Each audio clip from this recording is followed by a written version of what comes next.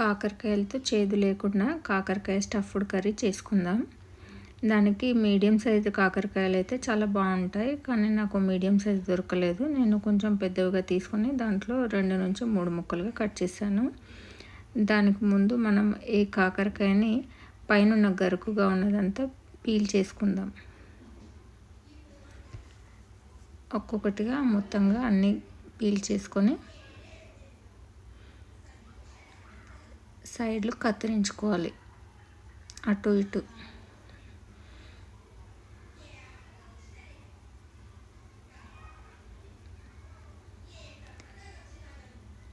తర్వాత వీటిని 2-3 ముక్కలుగా కట్ చేస్తాను.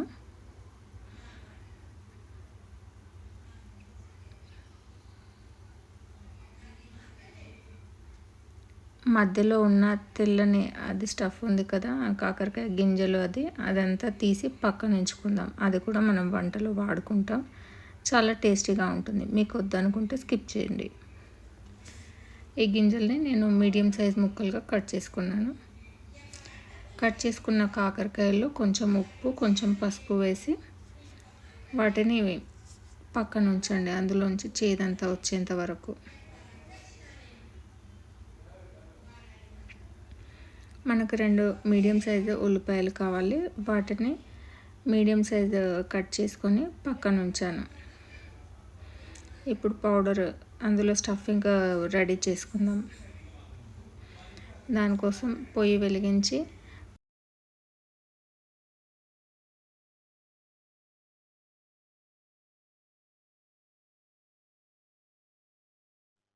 ఈ కాకరకాయలో ఇందాక సాల్ట్, పసుపు వేసి పెట్టాం కదా, ఇట్లా చేదంతా వచ్చేస్తుంది. రసము అంతా తీసి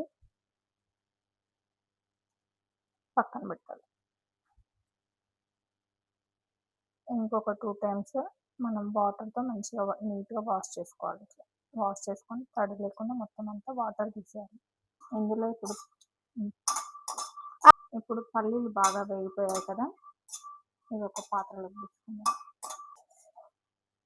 ఇది వేరే బౌల్లోకి షిఫ్ట్ తీసుకుందాం. అందులో ఇప్పుడు ఎండు కొబ్బరి,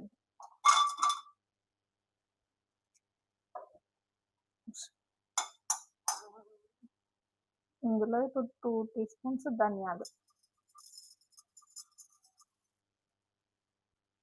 2 టీ స్పూన్స్ జీలకర్ర, 2-3 ఎండుమిరపకాయలు. ఇవంతా బాగా వేగిపోయాయి కదా, వీటిని చల్లార్చుకుందాం. ఈ కాకరకాయలో కొంచెం నూనె ఎక్కువ పడుతుంది, మనకు సరిపడినంత ఆయిల్ వేసుకోవాలి. ఇప్పుడు ఇందులో మనం కాకరకాయలు వేసి ఫ్రై చేసుకుందాం.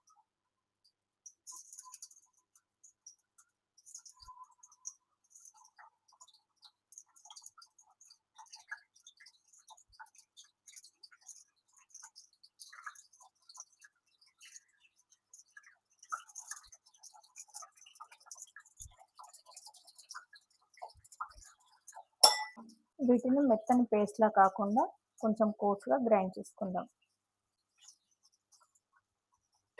ఇందులో 1.5 టేబుల్ స్పూన్ కారం పొడి,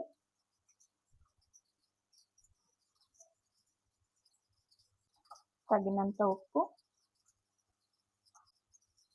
చిన్న నిమ్మకాయ సైజులో ఉండే చింతపండు, తగినంత పసుపు. ఈ కాకరకాయను ఒకసారి తిప్పుకుందాం. ఇందులో కొంచెం గార్లిక్ వేసుకుందాం. ఇంత కోర్సుగా గ్రైండ్ చేసుకుంటే సరిపోతుంది. ఇవి కొంచెం వేగిపోయాయి కదా, వీటిని మనం బౌల్లోకి తీసుకుందాం.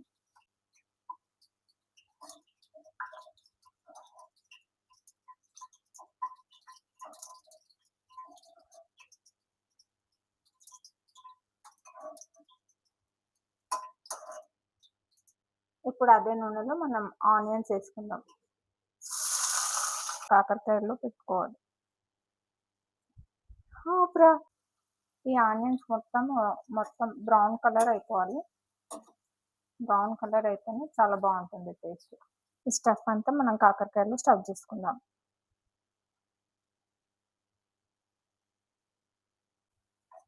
ఇలా ఆనియన్స్ రెడ్గా అయిన తర్వాత మనం ఇందులోనే కాకరకాయ గింజల్ని వేసుకుందాం. ఇలా కాకరకాయలు అన్నింటిలోకి కాకరకాయ స్టఫ్ నింపుకోవాలి. ఇందులో కొంచెం కరివేపాకు వేసుకొని స్టఫ్ చేసుకొని ఇప్పుడు స్టవ్ సిమ్లో పెట్టుకోవాలి. ఇందులో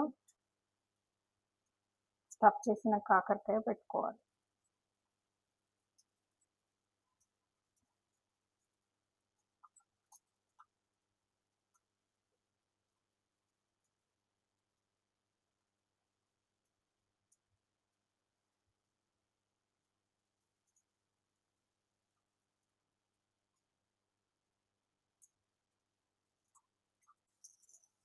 ఈ కాకరకాయని కొంచెం తిప్పుకొని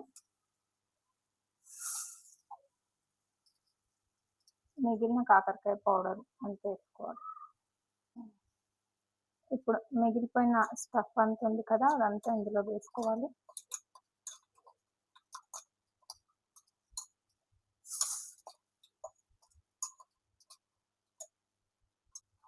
వేసి దీన్ని మంచిగా కలుపుకోవాలి.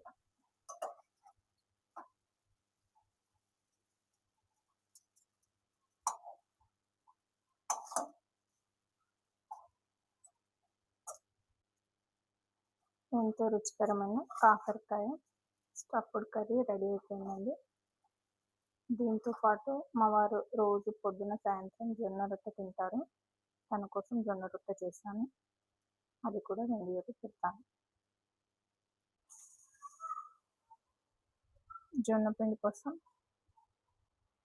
జొన్న రొట్టె కోసం ఇందులో వేడి నీళ్ళు పోయాలి.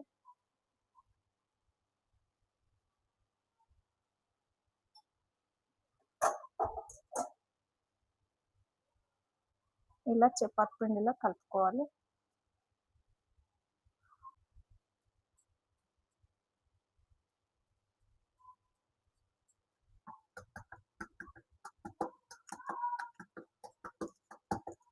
కింద కొంచెం పిండి వేసుకొని ఇలా సైడ్కి చేసి అడ్డంగా పెట్టి నెమ్మదిగా తగ్గాలి.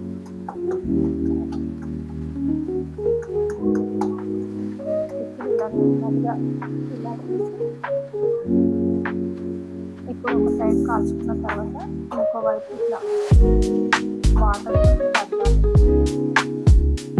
ముందుగా ఇక్కడ గ్యాప్ లేకుండా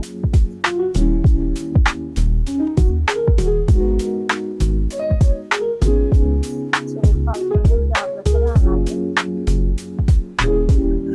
వాటర్తో ఇలా అన్న తర్వాత ఇలా ఫ్లిప్ చేయాలి. సెంటర్లో కనెక్షన్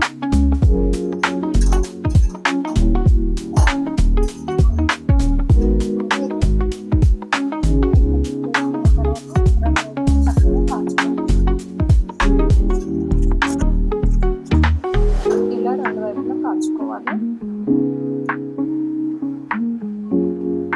ఈరోజు కర్రీ కాకరకాయ కారంతో తిందాం.